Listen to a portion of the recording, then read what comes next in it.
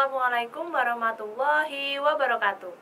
Halo adik-adik semuanya, berjumpa kembali dengan saya Kak Riri di channel Edukasi Tawaf. Dalam video kali ini kita akan belajar tentang Perjanjian Hudaibiyah.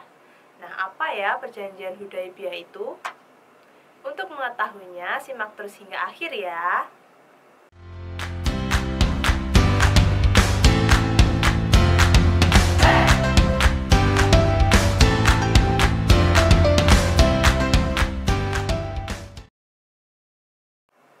Perjanjian Hudaibiyah juga dikenal sebagai Sulhul Hudaibiyah. Nah, perjanjian ini atau peristiwa ini dilatar belakangi oleh rencana dari sekitar 1.400 pengikut Rasulullah yang ingin menunaikan ibadah haji di Mekah.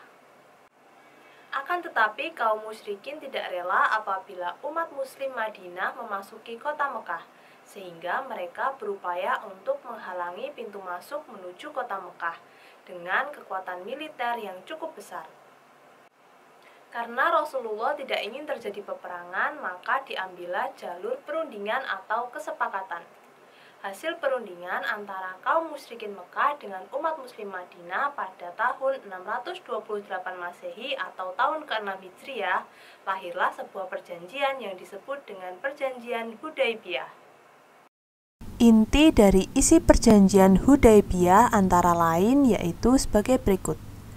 Yang pertama, gencatan senjata antara Mekah dengan Madinah selama 10 tahun. Yang kedua, warga Mekah yang menyeberang ke Madinah tanpa izin walinya harus dikembalikan ke Mekah. Yang ketiga, warga Madinah yang menyeberang ke Mekah tidak boleh kembali ke Madinah. Yang keempat, warga selain Mekah dan Madinah dibebaskan memilih untuk berpihak ke Mekah atau Madinah. Dan yang kelima, pada saat itu Nabi Muhammad SAW dan pengikutnya harus meninggalkan Mekah, namun diperbolehkan kembali lagi ke Mekah setelah perjanjian itu dan akan dipersilahkan tinggal selama 3 hari dengan syarat hanya membawa pedang dalam sarungnya atau membawa pedang untuk berjaga-jaga. Dalam masa 3 hari itu, kaum Quraisy akan menyingkir keluar dari Mekah. Perjanjian Hudaibiyah memiliki dampak bagi umat Islam. Dampak adanya Perjanjian Hudaibiyah antara lain, yang pertama, gencatan senjata sudah tidak diperlukan oleh kaum muslimin, karena kaum musyrikin sebenarnya dalam posisi lemah karena sebelumnya kalah telak dalam perang Khandaq. Kemauan mereka bernegosiasi juga menunjukkan kelemahan posisi mereka. Jika mereka kuat, pastilah mereka langsung menyerang kaum muslimin yang hendak datang ke Mekah. Yang kedua, jika penduduk Mekah tidak boleh menyeberang ke Madinah, jelas jumlah kaum muslimin tidak akan bertambah, sedangkan kaum Quraisy tidak akan berkurang. Yang ketiga, jika penduduk Madinah yang pergi ke Mekah tidak diperbolehkan untuk kembali ke Madinah, tentu warga Madinah akan berkurang.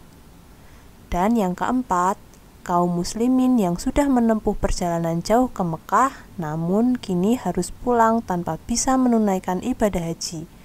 Tahun berikutnya mereka hanya boleh 3 hari di Mekah. Tentu tidak cukup untuk beribadah haji. Hikmah Perjanjian Hudaibiyah bagi umat Islam Madinah antara lain, yang pertama, Perjanjian Hudaibiyah ini ditandatangani oleh wakil kaum Quraisy yaitu Suhail bin Amr. Pada waktu itu, Quraisy merupakan suku terhormat yang berada di wilayah Arab. Dengan demikian, secara otomatis wilayah Madinah diakui mempunyai otoritas sendiri. Yang kedua, adanya kesepakatan antara kedua belah pihak sehingga Muslim Madinah berhak menghukum kaum musyrikin apabila menyalahi perjanjian ini. Yang ketiga, melalui pemberlakuan perjanjian ini, umat muslim dapat menghindari pertumpahan darah dengan kaum Quraisy. Dan yang keempat, kesempatan dakwah umat muslim semakin luas. bahkan hingga seluruh jazirah Arab semenjak penandatanganan perjanjian ini karena jumlah pemeluk Islam semakin meningkat. Nah, itu tadi adalah materi tentang perjanjian Hudaibiyah. Sekian materi yang bisa kakak sampaikan dalam video kali ini. Jangan lupa share video ini ke teman-teman kalian. Dan jangan lupa juga untuk like, komen, dan subscribe channel Edukasi Thawaf. Terima kasih. Wassalamualaikum warahmatullahi wabarakatuh.